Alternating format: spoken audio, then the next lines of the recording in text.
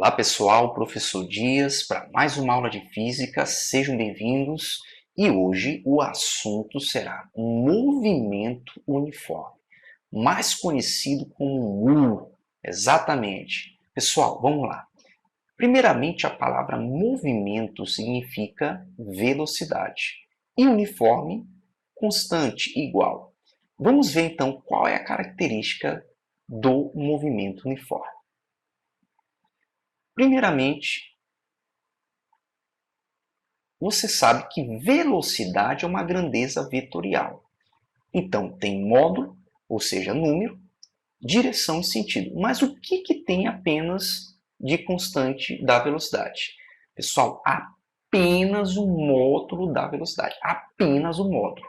Tá certo? Ou seja, a rapidez, o número com a sua unidade, tem que permanecer constante. Então, o movimento uniforme, em geral, é apenas um módulo constante. Para que isso ocorra, é preciso que o móvel percorra distâncias iguais em tempos iguais. Ah, professor, o que seria isso? Percorrer distâncias proporcionais em tempos proporcionais. E a terceira característica, que é a consequência disso, é que a velocidade instantânea vai ser igual o tempo todo. Ou seja, ela vai ser igual à média do percurso total. Então, quando o módulo permanece constante, a instantânea, traduzindo a do velocímetro, será constante no percurso total. Vamos ver um exemplo. Observando a tartaruguinha a seguir, você observa que ela está percorrendo a cada 1 segundo 10 centímetros. Ou seja, espaços proporcionais em tempos proporcionais. Ah, professor, então significa o quê? Significa que ela vai manter a mesma velocidade em módulo, que no caso, 10 centímetros por segundo. Tá certo? Então, essa é a grande característica do movimento uniforme. Permanecer com um módulo constante. Vamos ver o próximo tópico. Tipos de movimento uniforme. Pessoal, quando a gente está trabalhando o movimento uniforme, é importante observar o tipo de trajetória. Em especial, nós vamos ter dois tipos de trajetórias. O primeiro, o M-RU, que seria a trajetória retilínea. E o exemplo que nós temos aí na imagem ao lado é a luz quando se propaga no vácuo, que o seu módulo é constante e a trajetória é retilínea.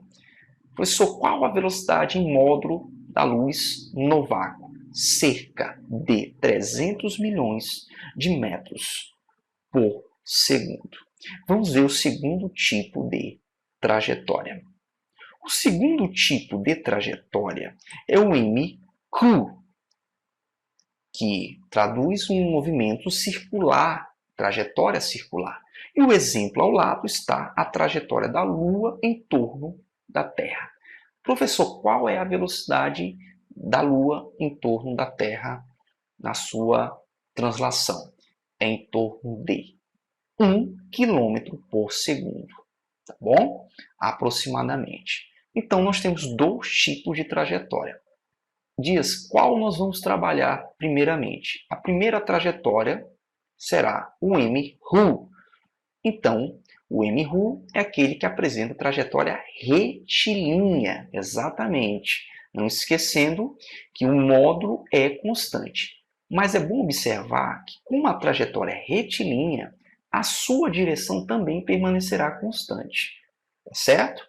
Então, um movimento uniforme, que tem trajetória retilínea, tem duas características constantes, a direção e o módulo. Consequentemente, não haverá aceleração no M-RU. Não haverá aceleração, tá bom? Aceleração igual a zero. Qual será a equação a ser utilizada no M-RU? É a mesma da velocidade média. Como a instantânea é igual à média, apenas retiramos o símbolo do m da velocidade média. Então, permanece a distância total pelo tempo total percorrido. Tá certo? A equação é a mesma. Agora, O que seria a função horária da posição do MRU? Pessoal, função é dependência. Quem está dependendo de quem? A posição vai depender do tempo. Ou seja, a posição final do móvel depende do tempo que for considerado. Como é que chega nessa função horária? Nós utilizamos a mesma equação anterior, apenas vamos abrir aqui a equação, ΔS é a posição final menos o inicial, e o ΔT, tempo final menos o tempo inicial.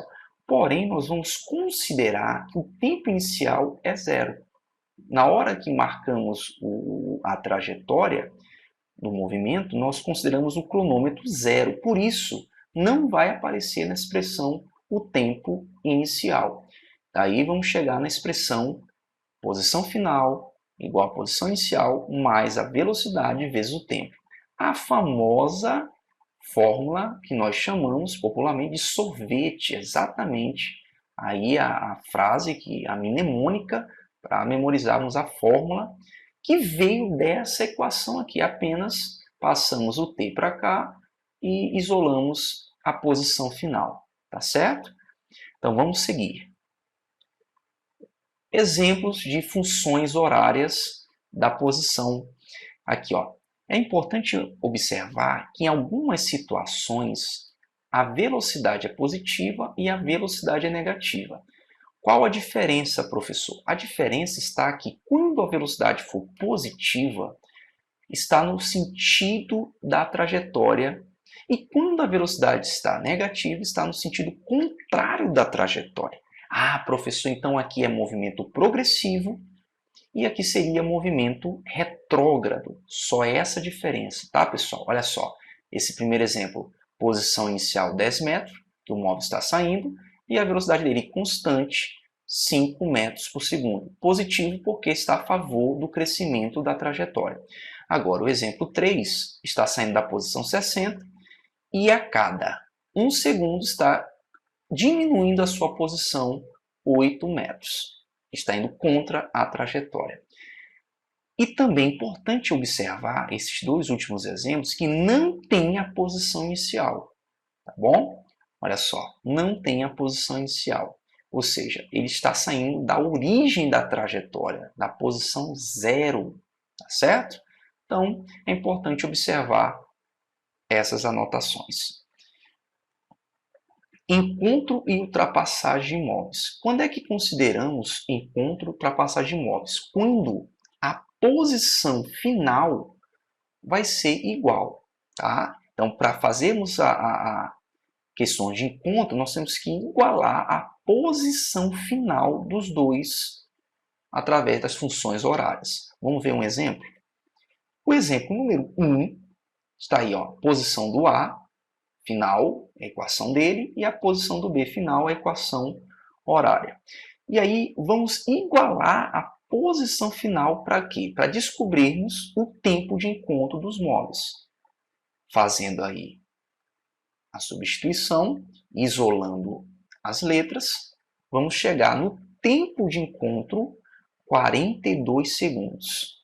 Então, para descobrirmos agora a posição que eles se encontraram, basta substituir em qualquer função, ou a do A ou a do B. Observe aí, ó. Pegamos o 42, substituímos no lugar do T, e a posição que ambos vão estar ali, né, no encontro será 870 metros. Então, esse é o passo para você ter um tempo de encontro e a posição de encontro. Ah, professor, e que seria a velocidade relativa? Pessoal, velocidade relativa é quando comparamos velocidades.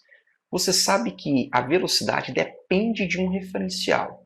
O que isso significa? Que quando você pega um outro objeto como referência, essa velocidade pode aumentar ou pode diminuir. Ou pode permanecer nula. Vamos ver aqui quais seriam os casos. Quando os móveis tiverem sentidos opostos, a velocidade relativa, basta somarmos as velocidades em módulo, sem colocar sinal algum de referência. E quando tiver sentidos iguais, basta pegarmos o módulo e subtrairmos o maior pelo menor, tá certo? Porque o resultado tem que dar em módulo, sem sinal, nesse caso. Vamos ver alguns exemplos aqui, ó. Primeiro exemplo de sentidos opostos. Observe que na primeira imagem eles estão se aproximando e na segunda imagem eles estão se afastando. A relativa é o mesmo valor. Qual a diferença? A diferença é que no primeiro exemplo, vamos pegar aqui o amarelo, comparando com o azul, a relativa entre eles é que a cada hora eles estão se aproximando 220 km.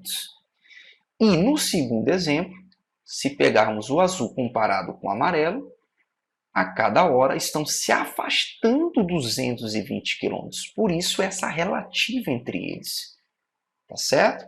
E os sentidos iguais no caso aqui, ó, a relativa, você pega o maior menos o menor, os dois casos estão dando 20 km. Ah, Dias, qual a diferença? A diferença é que, no primeiro caso, estão se aproximando a cada hora 20 km no primeiro exemplo. E no segundo exemplo, estão se afastando a cada hora 20 km. Professor, teria como a relativa ser nula? Sim. Qual seria o caso para que a relativa fosse nula?